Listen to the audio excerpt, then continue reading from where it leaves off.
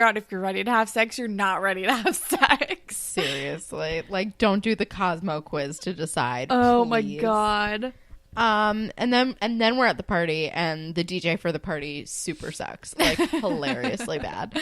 But also, like, Are we surprised? It's a party in a condo. What are you doing? Like, why are you having a DJ? What is happening? I once had a friend who had a Halloween party at his house, and he had a fucking DJ there, and there were not enough people there to have a DJ. It was really awkward and hilarious. Hilarious and so I can only sad. imagine.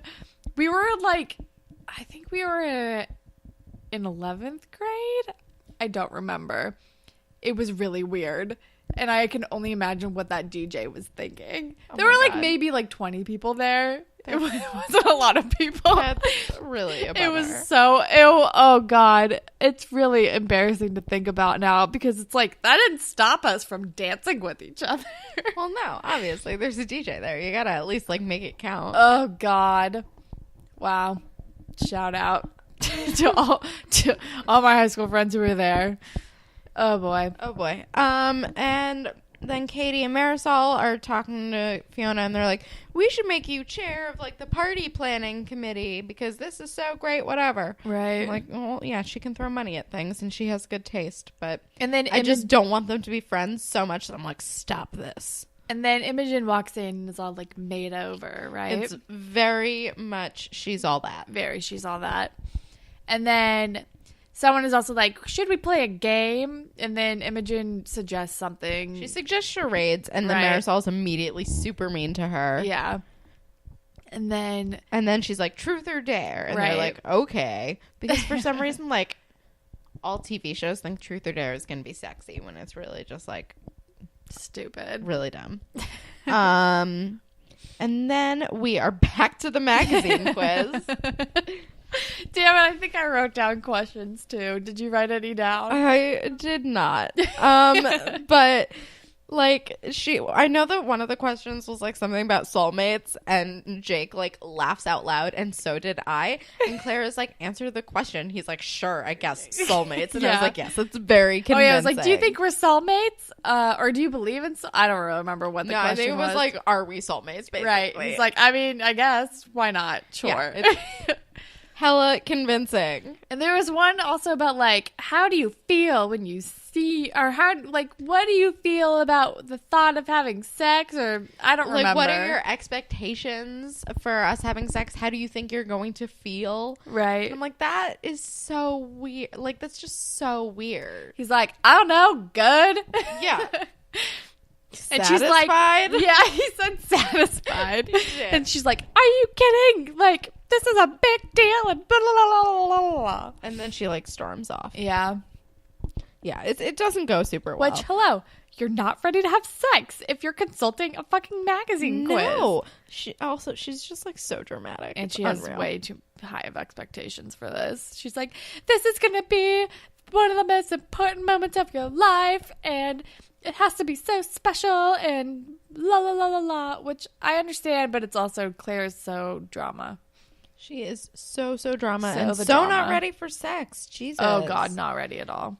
And then Maya is waiting for Zig at the dot, and Zig comes in and it's like, oh, let's grab a table. And Dave steals their table and is like, no, Niners, leave.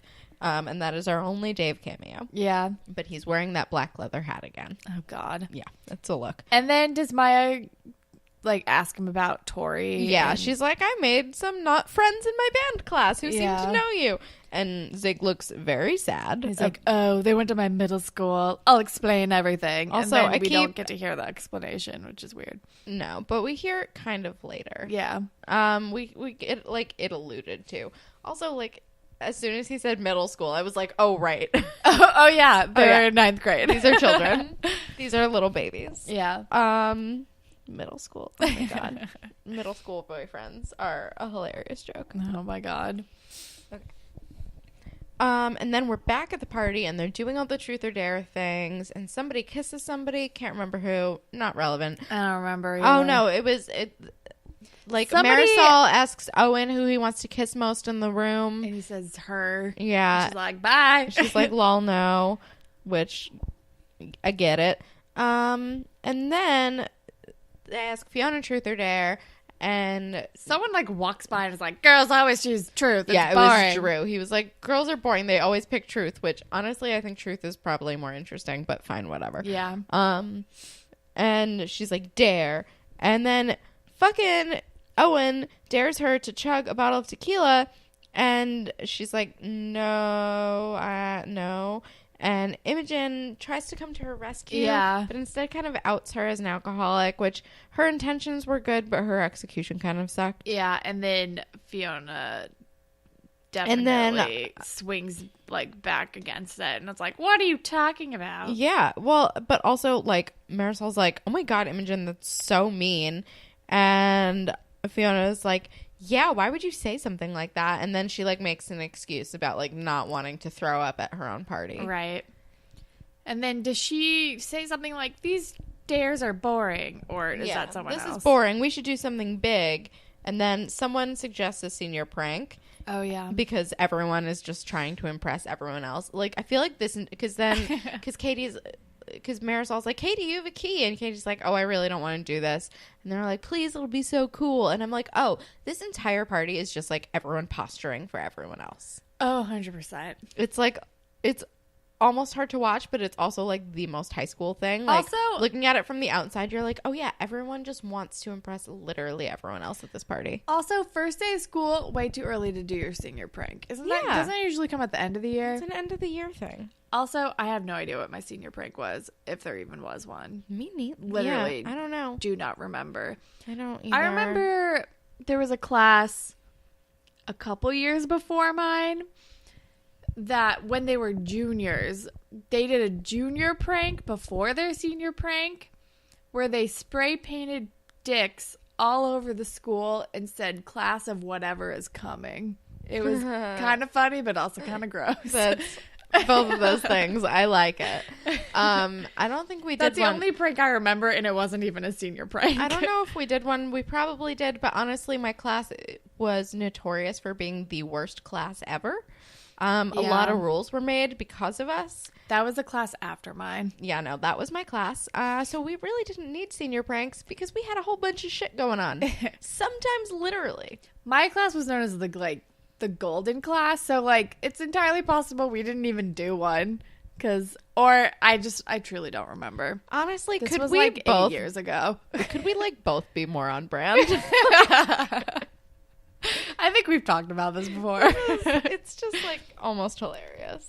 Like, I told you that when my class graduated middle school, our principal cried because the next class was so bad, and she was like, "No, you guys are leaving." Oh my god, we were nightmares from day one. So yeah, that was class of 2011. No, luckily I never had to like. Nothing was ever ruined for my class but they just ruined things for all the classes that came after them. Yeah, that was us. Like class of 09, just because of a them, whole bunch of dicks, basically. The 8th graders after them couldn't go to like Sunsplash, which is a water park at the end of the year, and because of them, they couldn't want to go to a water park. You couldn't go to Sunsplash for senior safe and sober grad night, and then they had to do it at some bowling alley. Although apparently it was a really cool bowling alley. Honestly, I'd rather go to a bowling alley because I'm scared of brain-eating amoebas. I don't know. Sunsplash was kind of the shit when you were in middle school and high school. I believe you. Oh, we have a restless puppy. Hold on. Did she just launch off of your bed? I think it was also their fault where you couldn't go to like Six Flags for some reason either. I don't know. Anyway, we're getting extremely off topic. Everyone's trying to impress everyone else. They're doing a senior prank. They go to the school, and the next scene, everything is covered in tinfoil. And I'm like, cool prank, I guess. I don't know. And now everything's like, you can't microwave it, whatever. And Imogen wants to explore, and they're like, oh, I don't know. And Marisol's like, I'll come with you. And I'm like, oh, Marisol is scheming. Oh, yeah. Imogen is trusting her because Imogen is sweet, but Marisol is scheming. Yeah. And then Marisol comes, someone is like, oh, cleaning crew is here. And Marisol comes running back, and she's like, I don't know where Imogen went, so let's just leave. And they leave her. Like assholes. They fucking leave her. And I was like, something is Marisol's fault. I just don't know what yet. But I like after the Everything. last episode that was like fake dark, I was like, did Marisol kill her? Did Marisol kill Imogen?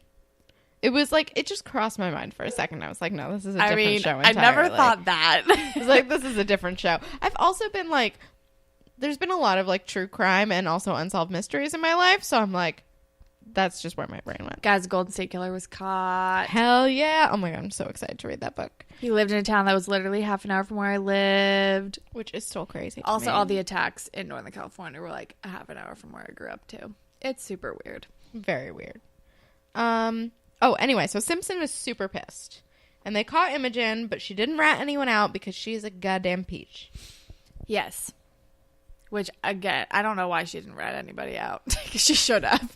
My next note is so good. Okay, so then basically what happens is Katie comes over to Marisol and Fiona and basically is like, yeah, Imogen didn't rat us out, but she was caught, and we do have to make sure she stays quiet because otherwise we're all fucked. And they basically enlist Fiona to go talk to her because Imogen is suspended and at home. Right. And my next note is Fiona brought snacks and a shitty attitude.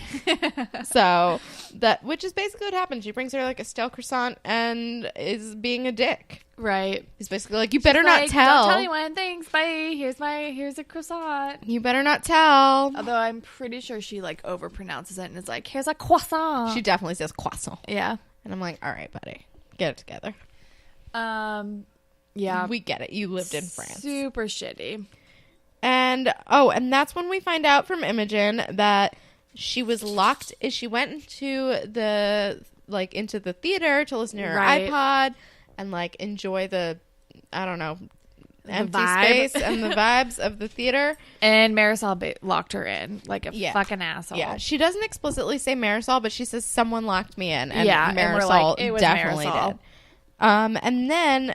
And Fiona's like, well, don't tell anyone, blah, blah, blah, whatever. Like, you know, just being like a real shit about it. And Imogen says, you were different last year. And honestly, that like hit me right in the heart. Yeah. She was. She's not starting this year off on a good foot. No. She's like starting it from like a panicked, shitty, I don't have any friends, so I'm just going to try to be as popular as I can because I don't know. Which, like, you already have a friend. I know. You already have a friend, and Imogen is fine now. Yeah. And you're Fiona Coyne. Why the fuck do you care what other people think about you? Yeah. You've already been through so much shit. You should just, I don't know.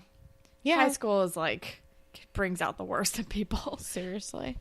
And then we're with Zig and Maya, and Zig is offering to carry Maya's cello, and she says, a good musician never lets anyone else touch her instrument. And then she says, that sounded dirty, didn't it? And yes, it did. And Zig's side of the Tori story is basically that they went on a few dates and they split up, you know. Because he wanted to be single for high school. Which, like, is valid, I guess, but also. I guess, but also kind of like a non-reason. Yeah. It sounds like an excuse to break up with someone that you are kind of like not super stoked on. Yeah. But it sounds like he's just a dumb boy. He's like, oh no, someone told me that I should be single for high school, so I'm just gonna be single for high school. Just in case I like meet someone cool like you, Maya. And she's like, oh, hard eyes. And I'm like, cool. Oh, Maya. Yeah, she's like, that makes sense because Maya. it benefits me. Basically. Also, like, we've all made the Zig mistake. Come on. We've all fallen prey to like cute skater guy being like, I've made bad choices, but I like you a lot. Have we all, or is this an extremely targeted? I'm not saying it's my entire dating history, but it is my entire dating history. Let's be real. I was gonna divulge information that I'm not gonna divulge. Anyway. And then Maya's in the band room or whatever, and she's talking to Tori, and she's like, yeah, Zig told me what happened, and she says, and I quote, once you get over that, maybe we can all be friends. Like,